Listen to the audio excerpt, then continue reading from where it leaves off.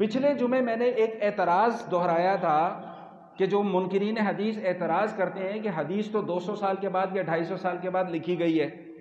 ٹھیک، آج میں آپ کو یہ بتاتا ہوں کہ حدیث کو جو جمع کیا گیا تحریری شکل میں اتنی تاخیر سے وہ کیوں کیا گیا، اس کے پیچھے کیا وجوہات تھی. اس گفتگو کو مختصر سی کرنے کی کوشش کروں گا. توجہ کے ساتھ سماعت فرما لیں، انشاءاللہ زندگی بھر یہ باتیں جو ہیں وہ کام آئیں گی. سب سے پہلے یہ سمجھ لیں کہ قرآن کریم کس زبان میں ہے بھائی؟ عربی زبان میں. قرآن کریم صحابہ کرام نے کس سے سنا؟ بولو نا بھائی. حضور علیہ الصلوۃ والسلام سے سنا. اور حضور کی حدیث بھی صحابہ نے کس سے سنی؟ حضور علیہ الصلوۃ والسلام سے. تو قرآن بھی عربی میں تھا اور حدیث بھی کس میں ہے؟ عربی زبان میں.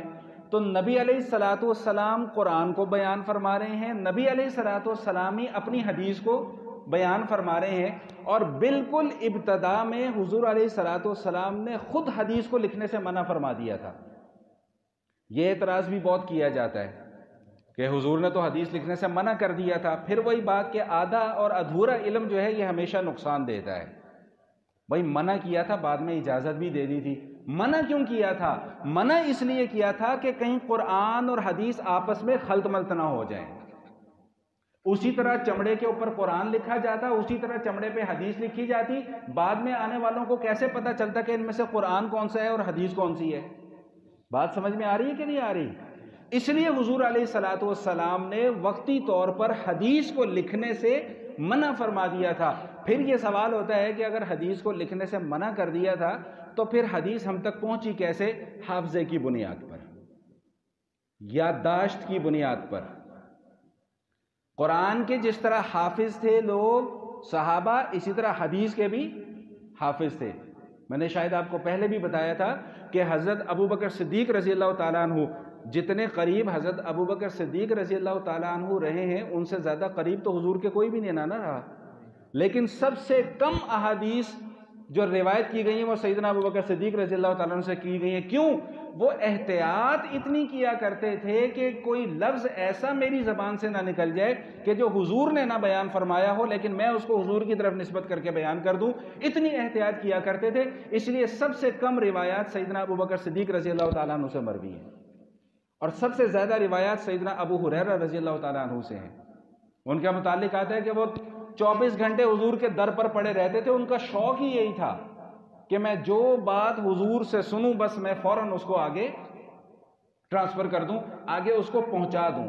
اللہ کی شان ہے، جس سے اللہ جو کام لینا چاہے اس سے وہ کام لے لیتے ہیں. ابو بکر صدیق کا مرتبہ سب سے اونچا انبیاء کے بعد، لیکن حدیث کو بیان کرنے کا کام اللہ نے ابو بکر صدیق رضی اللہ تعالیٰ عنہ سے نہیں لیا، وہ ابو ہریرہ رضی اللہ تعالیٰ عنہ سے لیا. عبداللہ ابن عمر رضی اللہ تعالیٰ عنہما سے لیا، عبداللہ ابن مسعود رضی اللہ تعالیٰ عنہما سے لیا اور دوسرے صحابہ کرام سے لیا، امی عائشہ صدیقہ رضی اللہ تعالیٰ عنہ سے لیا. تو ہر کسی کی اپنی اپنی ایک فیلڈ ہوتی ہے.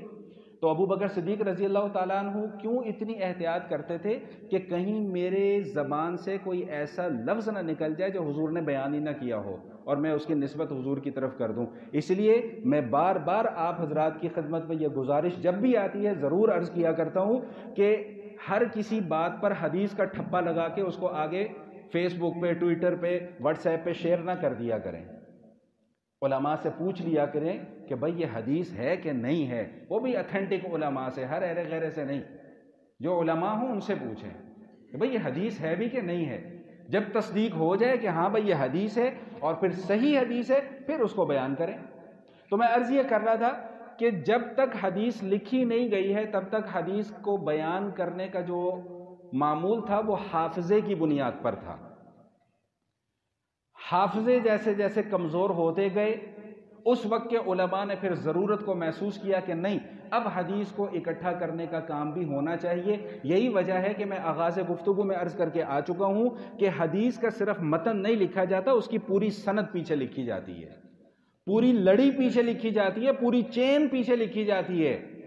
کہ کس نے کس سے سنی، کس نے کس سے سنی، کس نے کس سے سنی، کس نے کس سے سنی، اس نے فلاں صحابی سے سنی، اس نے حضور علیہ الصلوۃ والسلام سے سنی. پھر جا کر حدیث کا ٹھپا اس کے اوپر لگایا جاتا ہے. ہر قول کو اٹھا کر حدیث نہیں کہہ دیا جاتا. تو میرا خیال ہے کہ اتنی میری گفتگو جو ہے وہ سمجھ میں آ گئی ہوگی. تو میں عرض یہ کر رہا تھا کہ اس وجہ سے حدیث کا جو ہے وہ اس کو جمع کرنے میں تاخیر ہوئی، وگرنہ یہ ہرگز نہیں ہے کہ حدیث سنی 300 سال کے بعد گئی. نہیں، حدیث سنی تو حضور علیہ الصلوۃ والسلام سے گئی ہے.